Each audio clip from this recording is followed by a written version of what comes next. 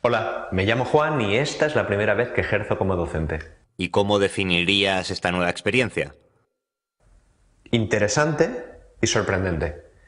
Cuando me ofrecieron presentarme este trabajo pensé que sería mucho más fácil, que yo solo tenía que transmitir la información que ya sé como profesional. Pero me he dado cuenta de que no es tan sencillo. Formar exige mucho de ti mismo. Y, como en cualquier otra profesión, necesitas unas competencias concretas para hacerlo bien. ¿Y cómo resuelves estas dificultades? Por suerte estoy rodeado de grandes profesionales y buenos compañeros que me echan una mano. ¿Cuál es o ha sido, en tu caso, tu mayor reto? Aprender a enseñar.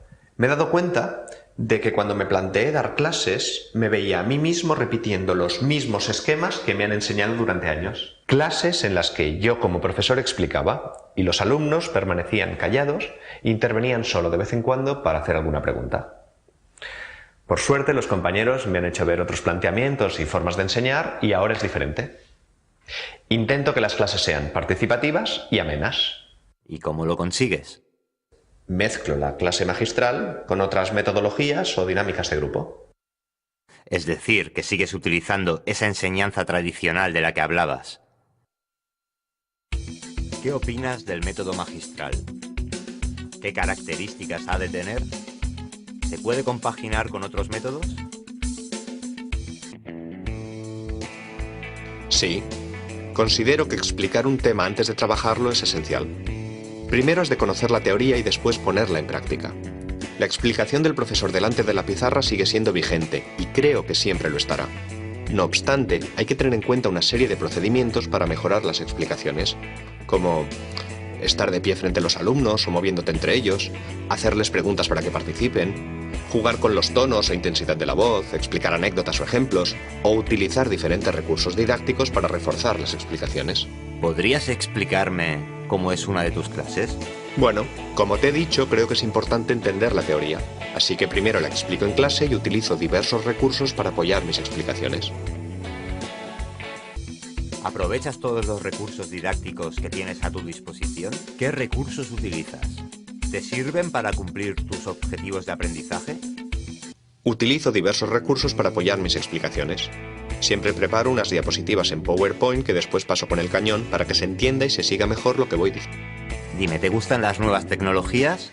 ¿Prefieres el ordenador a la pizarra?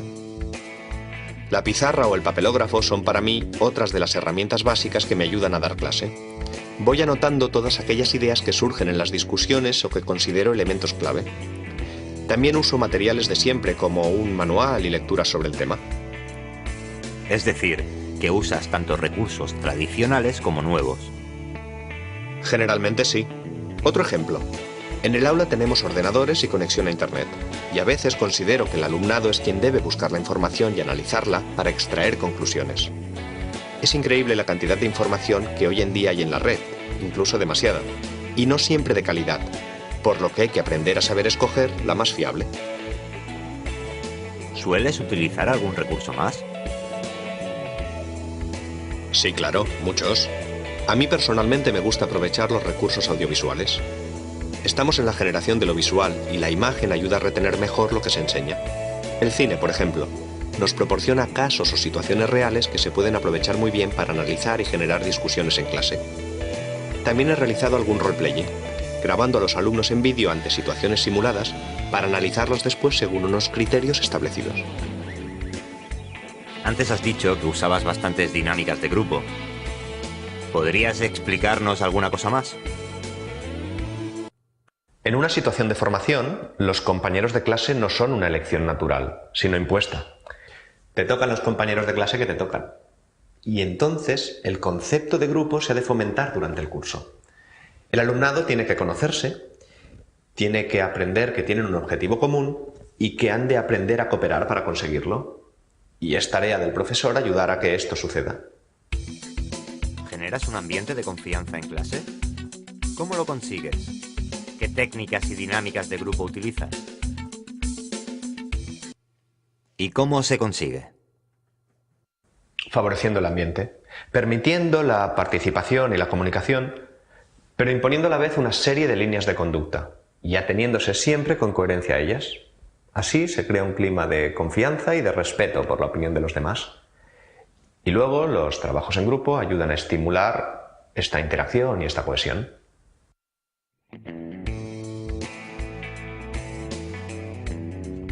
¿Obtienes buenos resultados?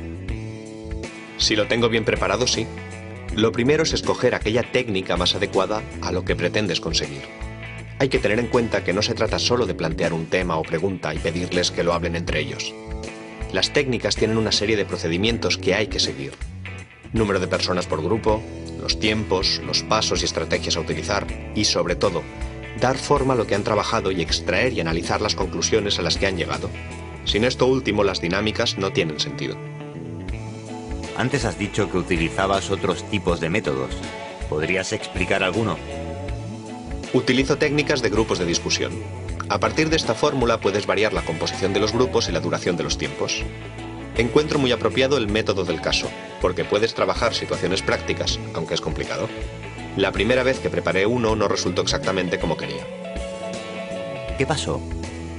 Este método consiste en darles a los alumnos una historia detallada, con una situación basada en la vida real. Los alumnos deben leer y trabajar este caso, analizándolo y buscando soluciones que después explicarán al resto de la clase. Lo que me pasó es que la historia que escogí no estaba bien planteada y no dejé claro el objetivo a conseguir, por lo que algún grupo analizó cuestiones que yo no había previsto y se dispersaron. Otro grupo se pasó la clase discutiendo y no llegó a ninguna solución. Los tiempos que yo había calculado no fueron suficientes y me alargué mucho más de lo previsto. Y al final surgieron dos posibles soluciones al problema y los alumnos no entendieron que ese resultado era factible. Querían una única solución y pretendían que yo se la diera, como si mi visión fuera la única válida.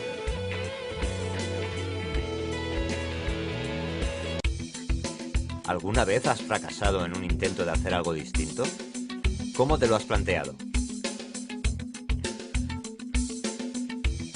Resumiendo, un desastre. Creo que es la peor clase que he dado. Pero no me desanimo. Me gustan los retos. Y la próxima vez lo haré bien. No me rindo. Así me gusta.